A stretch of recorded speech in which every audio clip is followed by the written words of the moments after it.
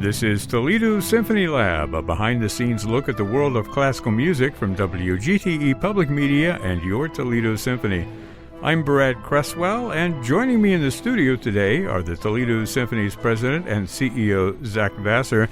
We also have a special guest in the studio, that is Timothy Lake, who is the Toledo Symphony production manager. And wait for it, I have a fanfare for our special guest.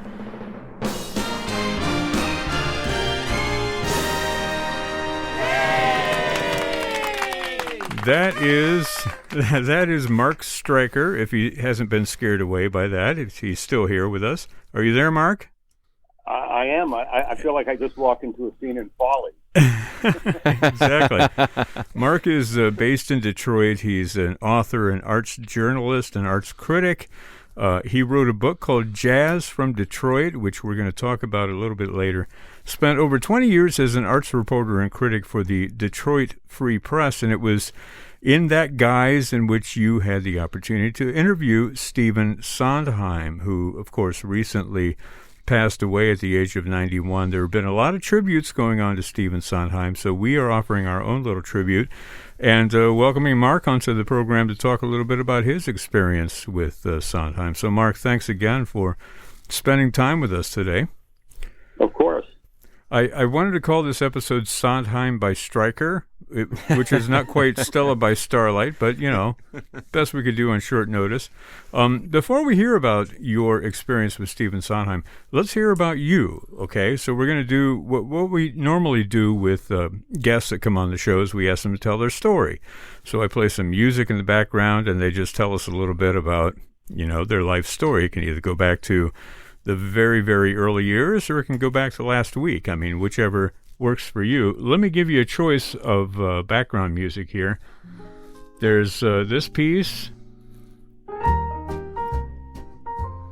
There's also this little Stefan Grappelli tribute piece. So A or B, what do you choose? B, Stefan Grappelli. Okay. No, I'm sorry, that was the wrong answer. No, that'll do. That's good. It sounds good. So take it away, Mark. Let's hear about you. Well, I grew up as a jazz musician in Bloomington, Indiana, a place with a great music school in Indiana University. My father was a distinguished sociologist there. And I was a saxophone player and was very serious about it and was good at it. But at the time I went to college, my father really encouraged me to get a liberal arts degree. And if I wanted to go into music, I could do that later.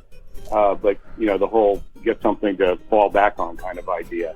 And so I went to school at the University of Illinois, majored in American history, but I was a jazz musician. And played in my own groups, played in small bands around town, school big bands, and got to know classical music because all of the avant-garde composers at the University of Illinois, and there were a lot of good ones there in the early 80s, were all avocational jazz musicians. And so I made this bridge into classical music from the contemporary music side and then sort of learned the tradition backwards. I went, you know, from the most far-out music you can imagine of today, back to Cage, back to Messiaen and Bartók and Stravinsky, back to Ravel, Debussy, Wagner, Mozart, all the way back to Bach. It's an interesting way of learning the tradition, which had a big impact on me when I became a classical music critic many years later, because I take and took contemporary music very seriously. I never had the idea that, say, a Brahms symphony goes only one way. There are lots of choices you can make, some good, some not so good, and it's kind of all about how you can defend them and what the music sounds like in the moment. Yeah. So in any case, after I graduated, worked for a couple of years as a musician, worked in a classical record store, worked in a bookstore, and then I went back to journalism school to combine all these interests that I had in writing and reading and music. And then I had a career that went from the South Bend Tribune up the ladder to the Dayton Daily News, and then finally arriving at the Detroit Free Press. The last thing I would say is that I really became smitten with Sondheim in my first newspaper job at the South Bend Tribune, because one of the things that I did there a lot was covering theater and did a lot of reviewing of the bus and truck shows coming through town, and also summer stock theater. And so that's where I first learned. That's where I learned company, a little night music, Into the Woods. All of those shows sort of got into my psyche. Then I've been a Sondheim person ever since. Yeah, that's wonderful. Now, tell us the story of how you connected with Sondheim, because, I've done a lot of interviews. I usually work with publicists, or I have to jump through a whole bunch of hoops before I can get to somebody. You just contacted him directly, yeah? Well, it was curious. Michigan Opera Theater up here was doing a little night music. And of course I immediately thought, well, I'd love to talk to Sondheim, but he doesn't, he didn't give very many interviews. And he doesn't have a publicist. He didn't have a publicist rather, and he didn't have any people around him. And the only thing I could think of was to write him a letter. And so I searched around and was able to come up with his home address in New York. And I wrote a letter telling him my idea, which was I wanted to talk to him about classical music and the classical music influences on his work. And I thought he would find that interesting. It's not something he has been asked about very much, if at all. And it's key to understanding, I think, his aesthetic. And so I thought he'd find it interesting. I sent the letter, waited for a couple of weeks, didn't hear anything. And we were coming right up on deadline, right at the moment. I was within an hour of having to ditch the idea and go to a plan B. And the phone rang, and this voice came roaring over the phone saying, "Mr. Stryker, this is Stephen Sondheim." And he explained that he had been at his country house and that he had just gotten back to the city, saw my letter, and called. And I was a little tongue-tied for a moment. I said, "This is terrific. Can you give me 15 minutes here to get my things in order, and I'll call you right back." Wow. And so I took 15 minutes to get my questions together, because I wasn't expecting a call, right at that moment. And so I did that, and then we had just a fantastic 45-minute conversation that remains one of the highlights of my career. Yeah, and it should be said that he sent you that very nice letter after the fact that I saw, where he said that the interview you did with him was one of the few where, the interviewer really got it. It was very, very generous, and I have it framed, and I see it, I go by it every day, and it's a treasure to me. I have later learned that that kind of sweet gesture from him was not uncommon. He would send books to people, he would send recordings, he would send letters that people came his way. He was a genuinely nice man. Not every show business is, but he certainly was. So he wasn't doing that just for you, but we can say he was just doing it for you. Well, I would say that he didn't do anything. Sondheim did nothing that he did not believe in. So, so I take pleasure in knowing that. But the story was interesting, because he talked about how much classical music has influenced him. Right. And of course, you can hear that in the music. His harmonic language, his melodic language, the formal ingenuity of the music, it's all informed by his early study of Ravel and Benjamin Britten and Stravinsky and Rachmaninoff. It's sort of all in there. The drama, the structure, the harmonic language, the way his melodies sort of oftentimes generate from small cells of music to lock into these ever larger and larger pieces of music. The way the forms of his music go way beyond typical American song form.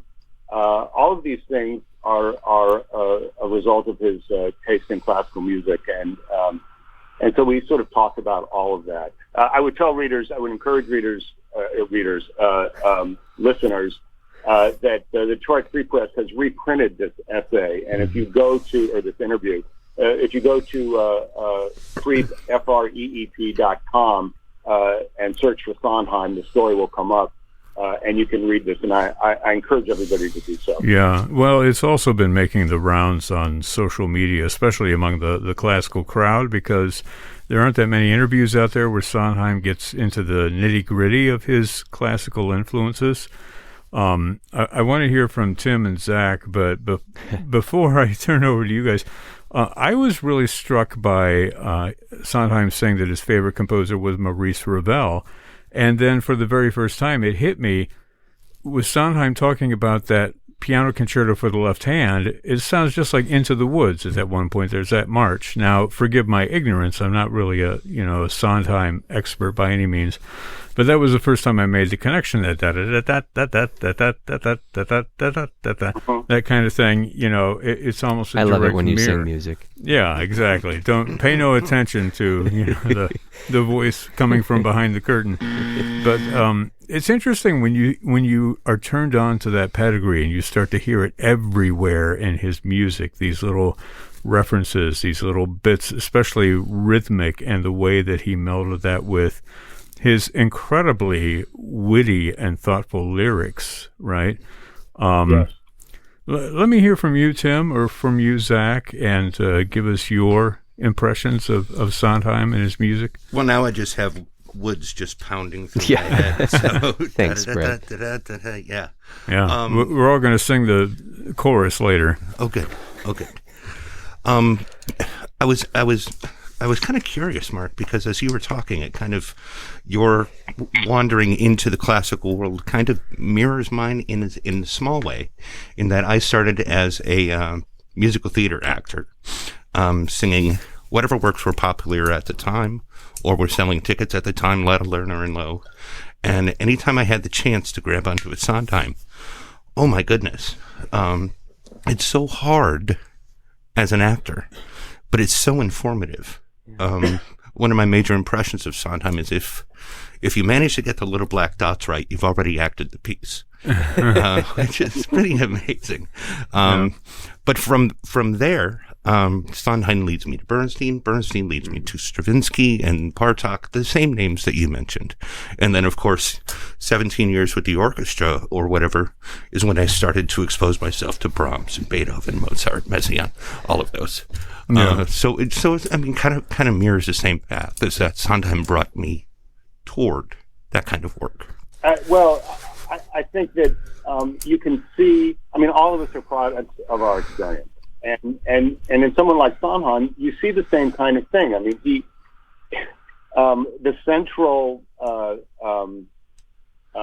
driving what's the word? What really launched Sondheim was that when he was a young kid, his parents divorced, and he moved to the country with his mother, and his next door neighbor was Oscar Hammerstein. Right. And Oscar Hammerstein essentially adopted him, treated him like both a son and and he played very strict schoolmaster to Sondheim's musical theater ambitions, and he started on a regimen of writing musicals from his early teens. In fact, Sondheim showed Hammerstein the first thing he had written, and Hammerstein was brutally honest. He said it was the worst thing he'd ever heard, but if you want, I will tell you why. And so that started this course of study.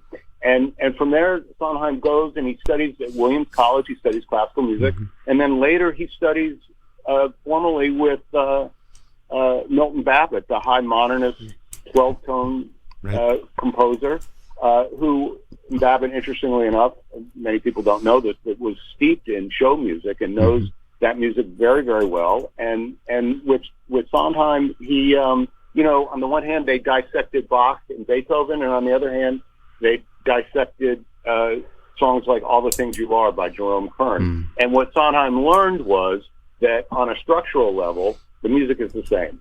It works the same. counterpoint is counterpoint, voice leading is voice leading, et cetera, et cetera. And so when he begins to write his own music, he funnels all of that experience into it. And I think that's no different. I mean, he's greater at it than I am or you are or anybody else is. But in terms of our musical experiences and what we end up doing, we are all products of our experience. Totally. That's whoops. I hit the wrong button. Remember how I told you not to be mad at me if I hit the wrong button? Let me try again. I'm sorry, sir. That's the wrong answer. There we go. Yes. Go back and do it again, Mark. Yeah, right. That's not good enough for this podcast. You mentioned Oscar Hammerstein II, who was a mentor to Stephen Sondheim, and as sort of a role model that Sondheim filled himself later in life for other young singers. I've got a quiz, as we are wont to do, and it's a quotation quiz. I've got 3 different rounds here. Since you mentioned Hammerstein, I thought maybe we should do the first round of our quiz right now. This is a Who Said It quiz, Sondheim or Hammerstein, or as my spell check likes to say, Anaheim or Hammertoe. One of the, don't ask me why. I'm going to read off 6 quotations. You don't have to say who you think said it. You have a 50-50 chance, of course, until the end. We'll go back. We'll come back to it, and I'll give you the answers later. So everybody here has something to write with. Yeah. Do you have something to write with at home, Mark? Or you don't have to play with us, but if you'd like to, that'd be great. I'm looking for a writing implement. I didn't realize there was going to be a quiz, but that's okay. Don't worry, no math. I covered that with Brett. That's what we do. Oh, thank goodness. So yeah, I do have a writing implement. Okay. Do you have a protractor? All right. And slide now, rule. Brett, are we just? Can I confirm these are lyrics or these are statements? No, these are statements. Right. I believe there may be a lyric or two thrown in there, okay. which sounds kind of statement-y. But I don't know well enough to say either way. So here we go. First one. Any professional author will scoff at the implication that he spends his time hoping and waiting for a magic spark to start him off. Nobody waits to be inspired. Was that Oscar Hammerstein or was it Stephen Sondheim? You know, I should bring in some music here. This is the closest music I had to Send in the Clowns. What? Okay. You know, he didn't really mean clowns, right? Well, okay. We'll come back to that. Yeah. This is one of his biggest hits, as I hear. All right. Aside from my shortcomings as a wit and rhymester, or perhaps because of them, my inclinations lead me to a more primitive type of lyric. Yeah. It's perfect music for this. Okay. Next one. Everyone speaks and writes words. Few can write music. Its creation is a mystery. Next one is, I don't find my life that interesting. The shows maybe, but not me. I firmly believe lyrics have to breathe and give the audience's ear a chance to understand what's going on, particularly in the theater where you have costume, story, acting, orchestra. That was number 5? That was number 5. The final one is this. I prefer neurotic people. I like to hear rumblings beneath the surface. Okay? So that's round 1 of the quiz. Should we do the answers or you want to wait? What do you think? It's your rodeo. You choose. Okay. Well, let's do the answers real quick. We'll go through it. The first one, any professional author will scoff at the implication that he spends his time hoping and waiting for a magic spark to start him off. Nobody waits to be inspired. That was Oscar Hammerstein. Yeah? Everybody get that? No, I scratched it out and changed it to Sondheim at the last one. I changed mine Yes, too. and Yeah. I would say, though, that what I was struck by all of these quotes and that that either one of them could have said them all. They both believed them all, and something like that, that little witticism there from Hammerstein is the kind of thing that he told Sondheim when he was studying with him, and Sondheim certainly internalized that composing, art is a matter of craft and hard work, and the inspiration, should it come, it comes. But but you don't sit around waiting for the muse to whisper the words of the gods into your ears. You sit down every day and you write the music. That's what you do. Absolutely. Well, it's interesting that they all sound the same. Maybe I should mix it up here and not give the correct answer and see if anybody calls me on it. Let me give you the rest of these. Aside from my shortcomings as a wit and rhymester, or perhaps because of them, my inclinations lead me to a more primitive type of lyric. I think he's talking about, I used to have a librettist friend who said you had to write in crayon, when you wrote librettos, that kind of thing. You have to make it very clear and simple. And again, that's something that Stephen Sondheim expressed in interviews, but this quote comes from Oscar Hammerstein, okay? Everybody gets that? Yeah. Yes. And Sondheim would tell, I'm sorry for interrupting here and maybe giving a little bit of context with each of these, but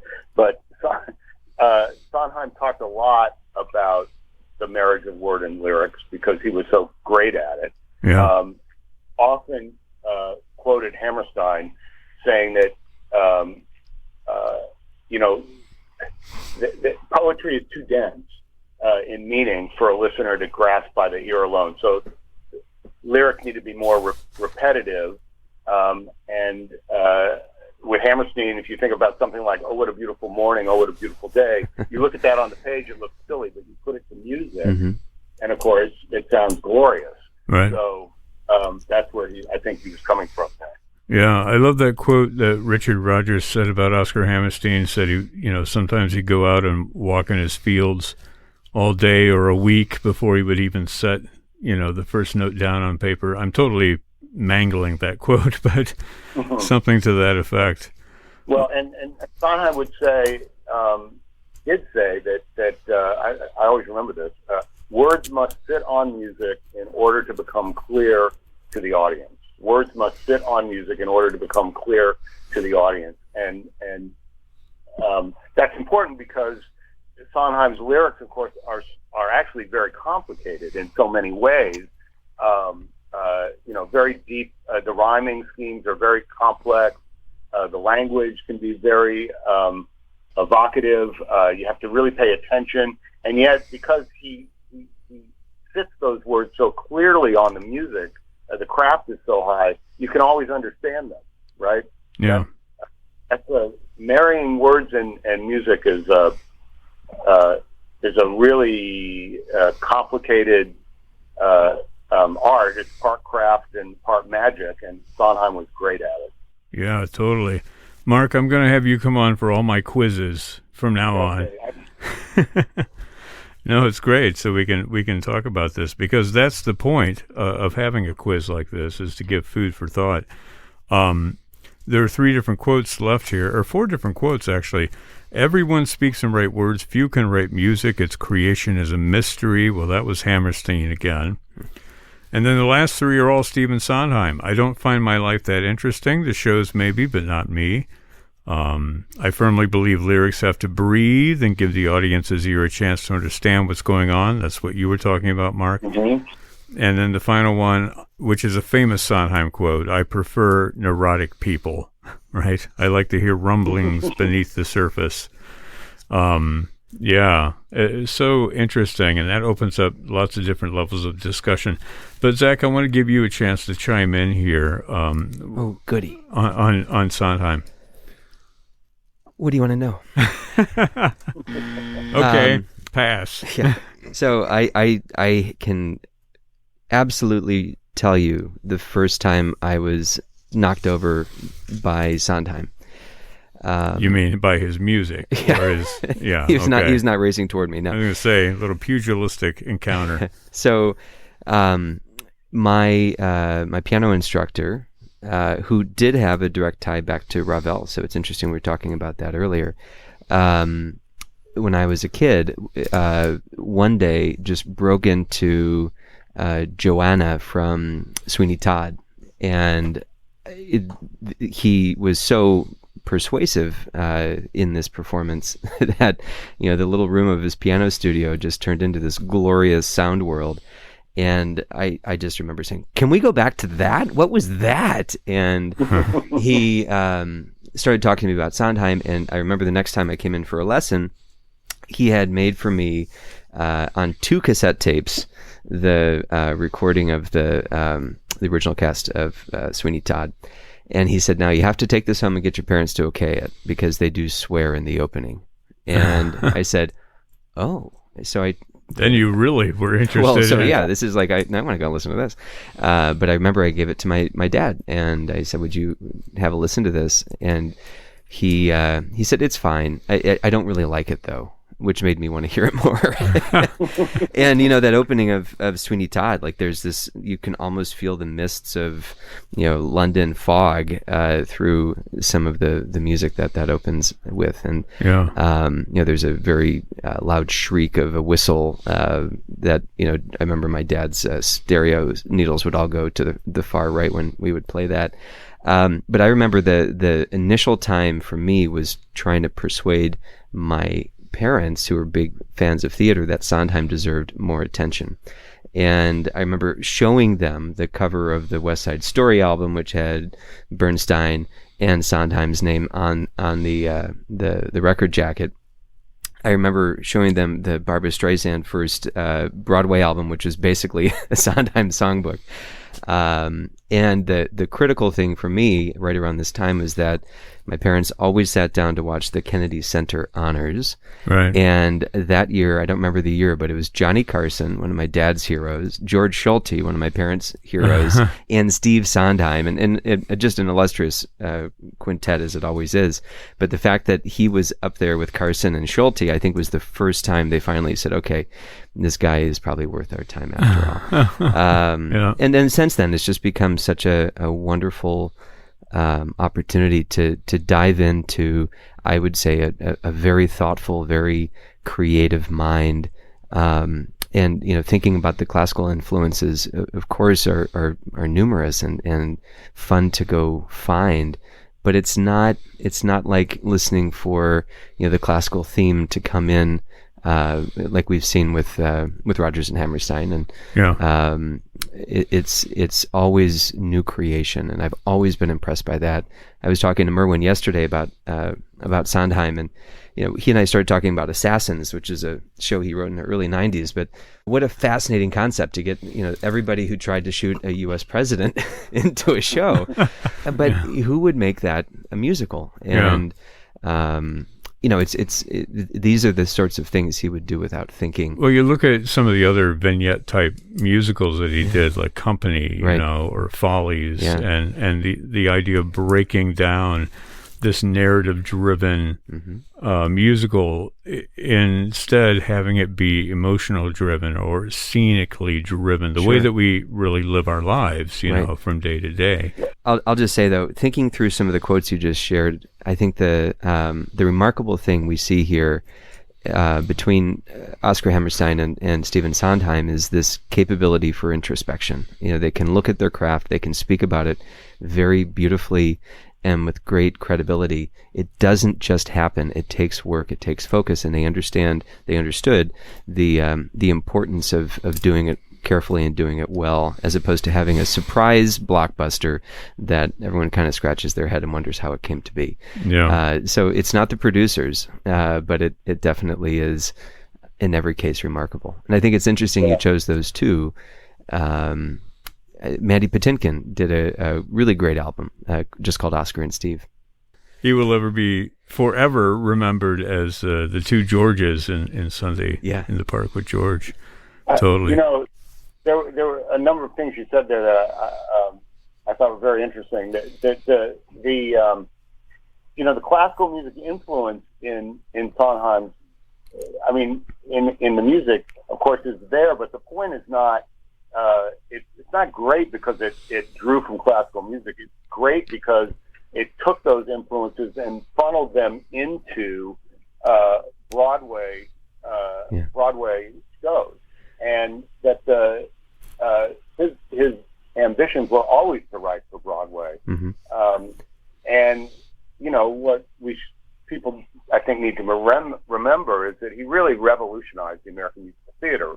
Right, he inherits this the Broadway of Oklahoma, and remakes the form. So balancing respect for the past with this modernist idea, compulsion to make it new. And so shows like Company and Folly, Sunday in the Park, they replaced the integrated book musical, with this idea of episodic structures. And yet those structures are still, it's all character driven. So all the songs advance some notion of who these people are, and the plot, to whatever extent there is a narrative plot in them.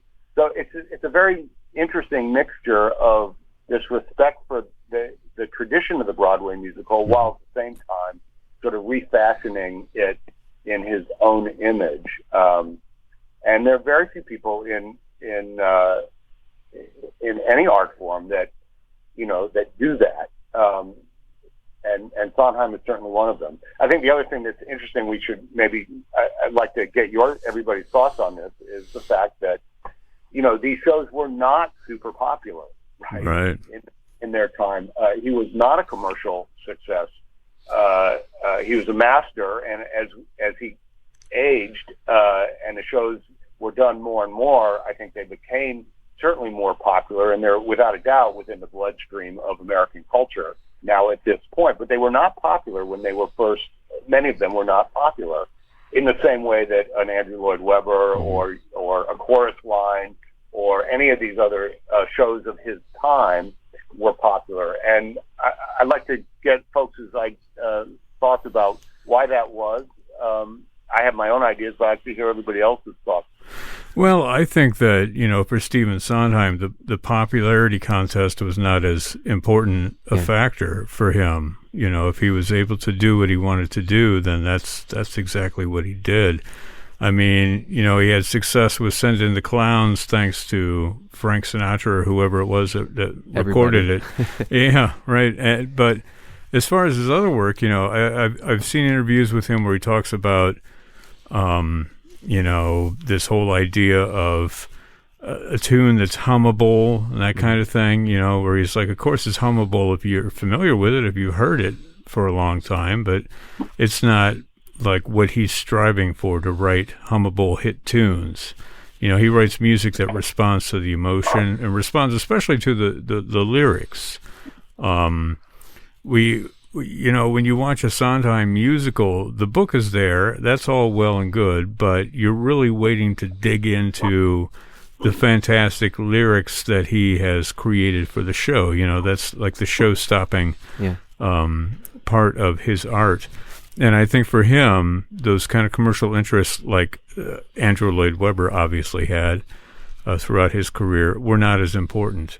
And there were people that helped him on his way, and that saw his vision as an important part of the American theatrical landscape, and helped to make it happen.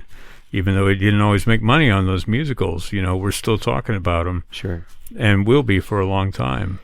I think there's something cerebral about it. I hate to use that word. Sometimes it's pejorative, but there's something, if I'm looking at the Venn diagram, I would say that Sondheim and New Yorker subscriber are probably more likely to overlap.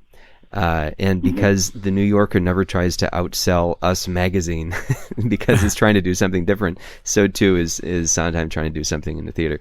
But the big thing is, and Tim, you would know more about this than me, is that it's a magnificently hard reach. Sondheim is never easy, and I'm always impressed at the number of community theaters that try to take on Sondheim. Well, because it's really tough. There is no easy Sondheim to do. Right. Well, there's Into the Woods. Tough. I mean, that's sort of like but it's the still a big reach. It still is. It's a very long show. I did Jack in Woods when I was 19, and I still have lyrics stuck in my head at 52. They won't go away. So I'm sorry for your wakeless nights. If you have to work hard enough on something, it goes there. Yeah. And so I guess, from the artist's perspective, at least coming up when I did, which is late 80s, 90s, we were never aware that Sondheim wasn't popular because we loved him. Yeah. You know what I mean? Mhm. So we were Yeah. never aware of that. When I, got into Assassins, I realized, well, this probably isn't popular. You know? Then you got into classical music, and you're like, this is really not popular. Right. But yeah, you're right. I mean, with the exception of "Send in the Clowns," there's not a radio hit out there. Yeah. You know, I mean, there's Although some a lot of it, well-recorded yeah. versions of everything. But It's interesting, though, when we talk about tunes that stick in your head. It's also the lyrics, really, with Sondheim that stick in your head. Yeah. And you go back to his early years when he was writing lyrics, because those were the jobs he had when he did West Side Story and he did Gypsy. I think Gypsy, that you're right. I think that his words and his crafting of the words had a profound effect on the composers. I mean, Bernstein really, really got into the groove of those songs in West Side Story, which again were not a big hit until they got picked up by other popular artists, and recorded. But You know, I would say too that the themes and characters here in Sondheim are not easy people. They're complicated people. Alienation, the difficulty of love in the world. These are the themes that he's dealing with. And they're not necessarily feel-good themes. So, even a show like Company is really about. I mean, he said at one point, I'm paraphrasing here, that the theme of Company was that you have these 5 couples and this one man, unconnected man, and the theme of the show is that being in a committed relationship is incredibly difficult, but being alone is impossible. Now, so you're like, well, no wonder, they weren't rushing to buy tickets for that. yeah, that doesn't lend itself to a big dance. But you know number. what? I have to say, is there a better song or a better even opera aria than Being Alive? I mean, that is such a work of genius. And the other side of the issue here that I would argue is that all this stuff about Sondheim not being hummable and the music not being accessible, I think that is all. I'm looking for a swear word here. I'm going to leave it. Hooey. We'll call it hooey. That works. Yeah. Malarkey. The music actually is extraordinarily hummable. It's incredibly melodic. Yeah. On a very, very deep level. And if you spend a little bit of time, you don't have to study it like a Talmudic scholar. If you just spend a little bit of time with it, and the pleasures will reveal themselves over time. That's masters of music, of art, of drama, they don't. One of the things about masterpieces is they don't give up their secrets all at once. You keep getting more and more and more of them, and I defy anyone to listen to a song like, the Miller's Son, or A Weekend in the Country from A Little Night Music. I defy anyone to listen to those songs, or Being Alive, and not, or I'm Still Here, and not come away with the melodic genius of Sondheim too. So,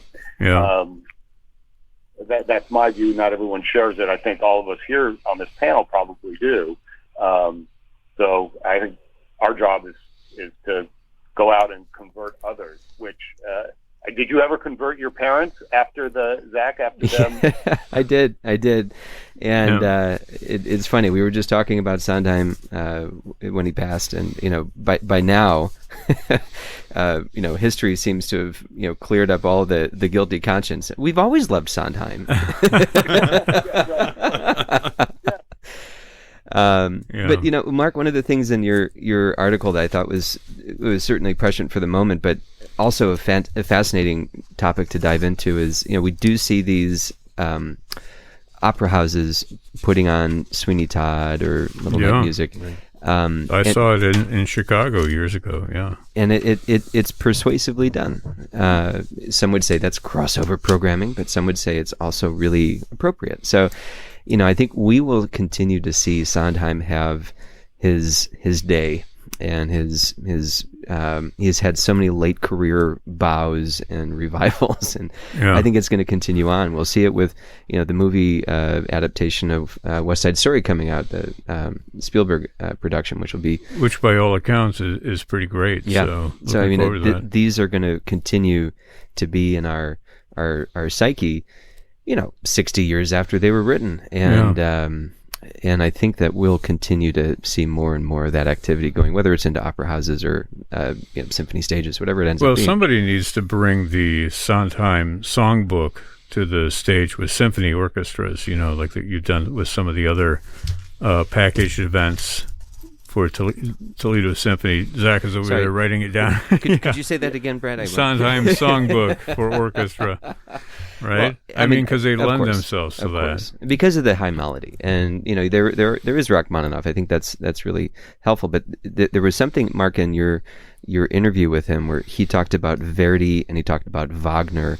And the role that music plays in those composers' operas is very different than the role that Sondheim placed music, and I think for the reasons that is true, Sondheim, reacted rather negatively to Verdi versus Berg, and taking on a symphonic adaptation of the Sondheim songbook is therefore more challenging, but possibly more rewarding. Yeah. I mean, go ahead, Mark. Just that whole discussion about opera and what he. I mean, the headline is he says, I'm not an opera fan. Well, it's a little more complicated than that. But he, generally speaking, he would say that. People interested in opera are interested in the voice, and he was interested in the song. And the operas generally don't move fast enough for him. They're filled with what he called the long airs, those moments of repose where everything stops and the singer just belts out an aria. And for him, he was interested in telling stories through music. Yeah. I thought it was interesting that he responds. He loves the first act of Peter Grimes, and of course he would. If you listen to Peter Grimes, you hear the same themes of alienation and the same kinds of harmonic ideas that you hear in Sondheim. He likes Porgy and Bess, but he thinks it's too long. He loves Carmen, but he thinks it's too long. He doesn't like Wagner. He loves Berg's Wozzeck. Well, of course it's such a compact drama telling the story through song with this character of immense complexity and psychological alienation. Of course he would love it.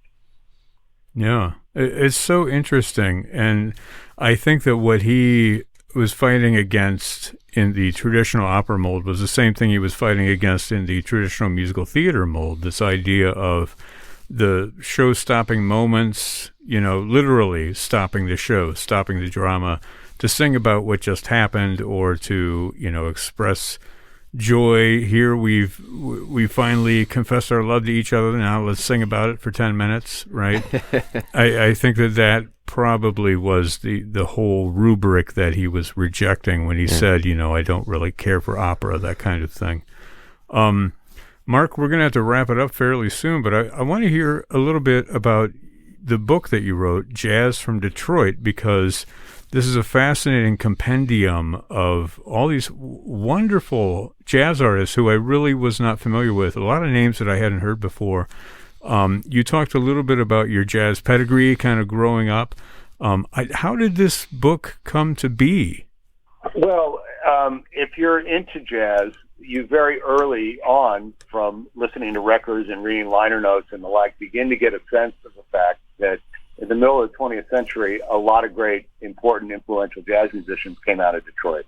I'm talking about people like Hank Thad and Elvin Jones, Barry Harris, Thomas Flanagan, Ron Carter, Paul Chambers, Lewis Hayes, Roy Brooks, Charles McPherson, Donald Byrd, Curtis Fuller. These are all heroes of the music In fact, the theme of my book is that you can't tell the story of jazz in America without also telling the story of jazz from Detroit. That so many musicians who influence the direction of the music over the last 70 years have been from Detroit, that these are inseparable histories. And so when you grow up with music, you begin to get a little bit of sense of that. And then when I moved here to Detroit, I began to understand just how that the music ran even deeper than that here.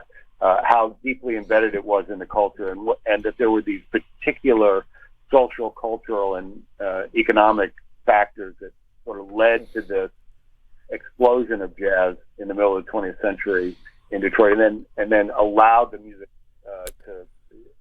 that Detroit managed to sustain its influence in jazz up till the present day, even as the city has declined in population and economic power. And so, there are interesting reasons for that, and they have to do with the Great Migration, bringing African Americans to the North, the auto industry developing a thriving black middle and working class, the great public school music programs in Detroit in the middle of the 20th century, and important mentors in the community. The pianist Barry Harris, who taught everybody in the 1950s, and then into the present day with mentors like Marcus Belgrade, the great trumpeter, who gave birth spiritually to a whole new generation of important jazz musicians that today, like people like the bassist Robert Hurst and the saxophonist Kenny Garrett and the violinist Regina Carter, all of them coming up under Marcus Belgrade's wing. And so, I began to get a sense of that and wanted and thought that the world needed to sort of hear that story and understand all of these great jazz musicians in context. And really, by putting a frame around all of these influential players, you begin to see that Detroit, one of its, and I would argue maybe its greatest cultural legacy in music is not Motown, but actually the jazz musicians that it gave birth to that have sustained this most American of art forms. Yeah, that's so interesting because we do think of Motown, as like the quintessential music genre that came out of Detroit, but its influence on jazz and the way that you tied that into like the cultural story as well, I think is so interesting for folks maybe who aren't even, steeped in jazz in the same way that you are, but who are interested in history, who are interested in the culture of our area especially. And in Detroit, there's a lot of story to tell there. And a lot going on in the classical world even today, so maybe your next book can be classical from Detroit, maybe, perhaps? Well, I like classical from Toledo better. I did write a book a couple of years ago, a short book for on commission from the Detroit Symphony about the 100-year history of Orchestra Hall, the great concert hall in Detroit, which opened October 23rd, 1919, and has had a very distinguished history. And you can get that book through the Detroit Symphony. But the point I want to make is that all of the history of Detroit, its issues with race, the influence of the automobile industry, the rise and fall of the city as an industrial power, all of that funnels into and through this 100-year history of Orchestra Hall. And I think it's sort of the same in the jazz book, which is to say that you cannot separate the history of jazz from Detroit from this eventful, infuriating, frustrating, glorious history of the city of Detroit. It's all linked together, and so even if you're not interested in, say, classical music per se or jazz per se, I hope that the books will give you something. I hope they'll spark an interest in those things, but I also think you'll be able to see how culture is tied to community, which is a very important idea that I think becomes more and more important as we go forward. I think you can talk about the Toledo Symphony or any other symphony orchestra. Those that are successful are those that are most connected to their community on all kinds of levels. And I think if you look at the history of Detroit and its relationship with music, you see that. The truth. Mark, I am so happy you just said that, because I have seen that book about the DSO, and I apologize. I did not know it was yours. But I do remember being fascinated, especially with the story about the Paradise Theater. It kind of brings the two topics that you're talking about, community and music and performance, together for Detroit. And it's brilliantly done. Well done. Yeah. For those that don't know, the Paradise Theater is Orchestra Hall. When the symphony moved out in the 1930s,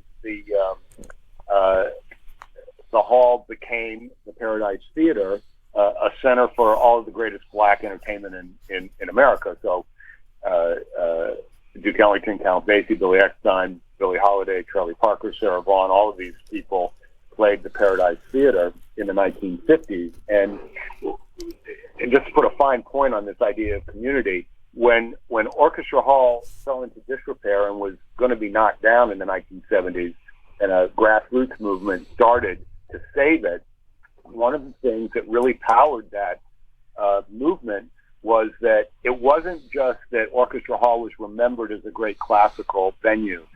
All of Detroit, including its African-American population, who remembered Orchestra Hall as the Paradise Theater and had such a close connection to it in that way, meant that that movement to save the hall took in so much of Detroit's goodwill from all across its citizenry. And that's an interesting story. It tells you something about the power of art and music and a venue to create a sense of place in which everyone in the city can share in its